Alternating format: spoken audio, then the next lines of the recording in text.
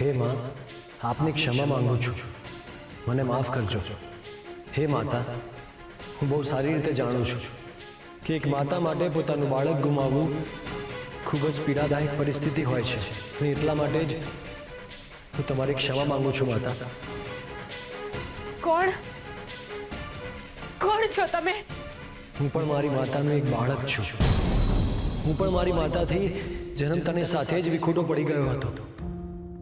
હે માતા, એક વાત મને હંમેશા ખટકતી રહેતી હતી કે હું જન્મતાની સાથે જ મારી બંને માતાઓથી વિખૂટો પડી ગયો હતો. મને ક્યારેય એવો વિચાર નહોતો આવ્યો કે મારાથી વિખૂટા પડીને મારી માતાને કેવું લાગ્યું હશે. પરંતુ મને અત્યારે સમજાય છે કે જેવી લાગણી તમને અત્યારે થઈ રહી છે, એવી જ લાગણી મારી બંને માતાને હું એમનાથી વિખૂટો પડ્યો ત્યારે થઈ હશે. કોઈએ તમારું હૃદય શરીરની બહાર ખેંચી કાઢ્યું હોય એવી પીડા થતી હશે ને તમને? મને કેમ એવું લાગે છે કે હું સાક્ષાત હરી સાથે વાત કરી રહી છું? કારણ કે તમે માં છો, અને માતાને એના બાળકની ઓળખ આપવાની ના હોય, એ તો એના બાળકના પગરવ ઉપરથી જ એને ઓળખી જાય. સાચું કહ્યું ને તુલસીમાં? માં માં શબ્દ બોલી શકે એટલો મોટો એ તમે ના થવા દીધો મારા ગોવિંદને. હરી,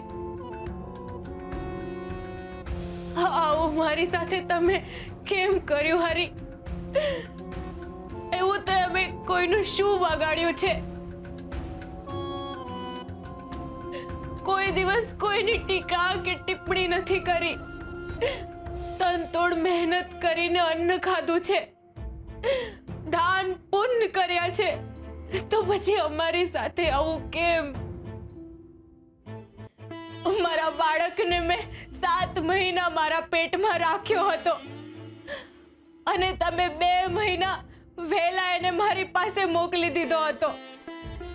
એનો અર્થ એવો નથી થતો કે તમે એને મારી પાસેથી આટલો વહેલો પાછો બોલાવી લો. મેં તમારી પાસેથી એવું તે શું લઈ લીધું કે તમે મારી પાસેથી મારું બાળક છીનવી લીધું? એ પણ આ માણસની બેદરકારીના લીધે. ગોરા ભગત મારી ભક્તિમાં ડૂબેલા હતા તુલસીમાં. એવી તે કેવી ભક્તિ? હરી, કે જે પોતાની જાગમાં પોતાના પેટના જણિયાને હોમી દે? એવી તે કેવી ભક્તિ? હરી, કે જે પોતાના સગા દીકરાને પોતાના જ પગ નીચે ખૂંદી નાખે? સાવ આવી ભક્તિ હોય? હરી, મારે હવે તમારી કોઈ વાત નથી સાંભળવી. મારે તમારું કોઈ આશ્વાસન નથી જોઈતું. મને ફક્ત મારું બાળક, મારો ગોવિંદ મને પાછો જોઈએ છે, બસ. હવે તે કઈ રીત છે તમારી કોઈ બાળકને પાછું બોલાવી લેવાની? કૃષ્ણ, મારું બાળક ગુંગળાઈ ગયું હશે, એની શ્વાસ નળી દબાઈ ગઈ હશે, એ રડી પણ નહીં શક્યો હોય.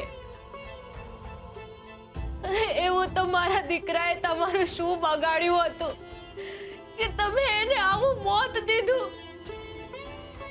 મારા બાળકને આટલી પીડા કેમ? એને કેટલી પીડા થઈ હશે? છેલ્લી ઘડીએ એને મારી યાદ આવી હશે, એનું મન મને ગોતતું હશે, એનું મન પોકારી ઉઠ્યું હશે કે માં, માં મને બચાવી લે, મને બચાવી લે, આ બેદરકાર બાપથી મને બચાવી લે. પણ હું એને બચાવી ન શકી, કારણ કે હું તમારા ભક્ત ગોરા કુંભારનું સ્વમાન મીઠીના પગ નીચે કુંદાઈ ન જાય એ માટે એની સાથે બાજતી હતી. પણ મને ક્યાં ખબર હતી કે એ વખતે મારું માતૃત્વ, મારું બાળક, મારું જીવન એમના પગ નીચે ખુંદાઈ રહ્યું છે. મારા બાળકને આટલી બધી પીડા કેમ? મને જવાબ જોઈએ કૃષ્ણ, મને જવાબ જોઈએ. મને જવાબ જોઈએ હરી, મને જવાબ આપો. તુલસી માં, તમારો ગોવિંદ ગયો પછી એક વાર પણ તમે એનો ચહેરો શાંતિથી જોયો છે? એનો ચહેરો? મારે મારા મરેલા બાળકનો ચહેરો નહીં, મારા હસતા રમતા જીવતા બાળકનો ચહેરો જોવો છે. તમને ખબર છે, જેટલી વાર એ તમારું નામ સાંભળતો કે ખિલખિલાટ હસી પડતો હતો. અને મારું જ નામ સાંભળીને એણે છેલ્લા શ્વાસ લીધા છે. એ કેમ ભૂલી ગયા તમે તુલસીમાં? જરાક એનું મોં તો જોઈ જુઓ તુલસીમાં.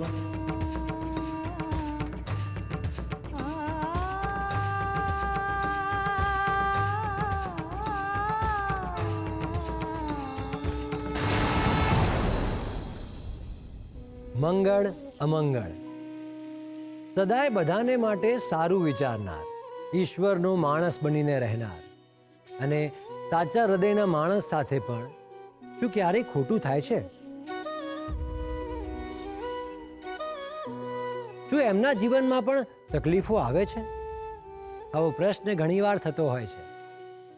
પરંતુ આવા સમયે યાદ કરવું કે તકલીફો તો ઈશ્વરને પોતાને પણ આવે છે, ફક્ત ઈશ્વરનું નામ લેનારને જ નહીં.